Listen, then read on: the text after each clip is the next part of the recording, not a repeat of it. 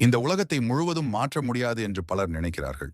ஆனால் ஒரு சிறிய உதவி ஒரே ஒரு மனிதரின் வாழ்க்கையை முழுவதுமாக மாற்ற முடியும்.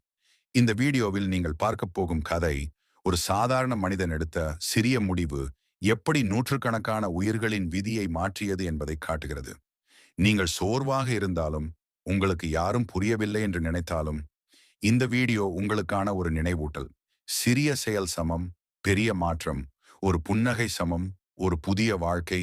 ஒரு உதவி சமம் ஒரு எதிர்காலம். இந்த வீடியோ உங்களை தொடுந்தால் லைக் செய்யவும் பகிரவும். நாம் எல்லோரும் சேர்ந்து நல்லதை பரப்பலாம். அவன் பெயர் கார்த்தி. ஒரு சாதாரண குடும்பம், பெரிய கனவுகள், ஆனா தொடர்ந்து தோல்விகள். வேலைக்கு போனால் வேலை கிடைக்கவில்லை, தொழில் ஆரம்பித்தால் நஷ்டம், நண்பர்கள் கூட ரொம்ப தூரம். ஒரு மாலை பொழுதில் மழை பெய்து கொண்டிருந்தது. அவன் தனியா கடற்கரையோரம் நடந்து கொண்டிருந்தான். நான் ஏன் இவ்வளவு தோல்வி? எனக்கு வாழ்க்கை ஏன் சிரிக்கல?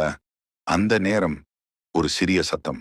ஒரு 8 வயது பையன் குப்பை தொட்டியில் இருந்து பிளாஸ்டிக் எடுக்கிறான். மழையில் நனைந்து கொண்டு பசிமுகம். கார்த்திக் அவனை பார்த்தான். அவன் மனசு கசந்தது. அவன் அருகே போய் கேட்டான், ஏன் இப்படி என்று கேட்டான்.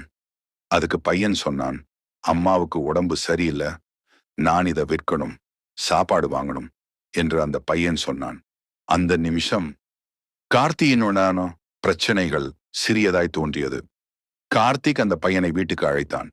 அவனுக்கு சாப்பாடு கொடுத்தான். அவனுடைய அம்மாவை மருத்துவமனைக்கு கொண்டு போனான். அவன் பணக்காரன் இல்லை, ஆனா அவனிடம் இருந்த சிறிய சேமிப்பை செலவழித்தான். அந்த இரவு கார்த்திக் படுக்கையில் படுத்திருந்தான்.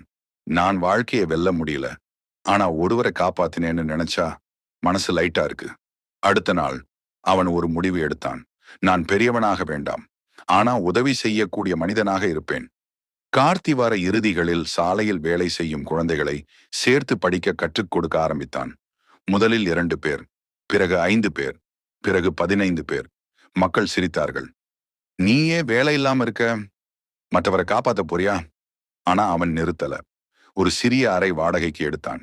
பழைய புத்தகங்கள் சேகரித்தான். நண்பர்களிடம் உதவி கேட்டான். ஒரு வருடம் அந்த சிறிய அறை ஒரு சிறிய கல்வி மையமாக மாறியது. ஒரு நாள் அந்த மையம் மூடப்பட போகிறது. பணம் இல்லை, கட்டிடம் காலி செய்ய சொல்லிவிட்டார்கள். அந்த இரவு கார்த்திக் அழுதான். நான் மீண்டும் தோற்றுட்டேனா? அடுத்த நாள் அந்த முதல் பையன் மழை நாளில் பார்த்தவன். அவன் நண்பர்களை அழைத்தான். அவர்களின் பெற்றோர்கள் வந்தார்கள். அவர்கள் சொன்னார்கள், நீங்க எங்களோட குழந்தைகளை காப்பாத்தீங்க, இப்போ நாங்க உங்களை காப்பாத்துறோம். சிறிய தொகை, சிறிய உதவி, ஆனா போதியது. காலங்கள் உருண்டோடின. 10 வருடங்கள் கழித்து அந்த மையம் ஒரு பெரிய பள்ளியாக மாறியது. 100க்கும் மேற்பட்ட குழந்தைகள். சிலர் டாக்டர், சிலர் போலீஸ், சிலர் ஆசிரியர். ஒரு விழா. கார்த்திக் மேடைக்கு அழைத்தார்கள்.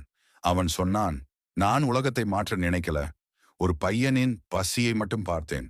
அந்த ஒரு நாளில் நான் என் வாழ்க்கையை மாற்றினேன். கூட்டம் எழுந்து நின்று கைத்தட்டியது.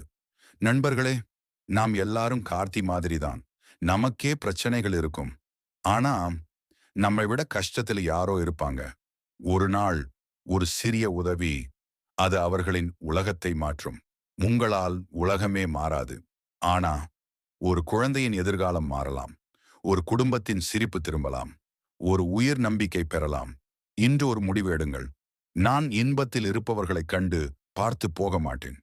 நான் உதவி செய்வேன். ஏனெனில் சிறிய மனிதர்கள் சிறிய செயல்கள் சிறிய இடங்களில்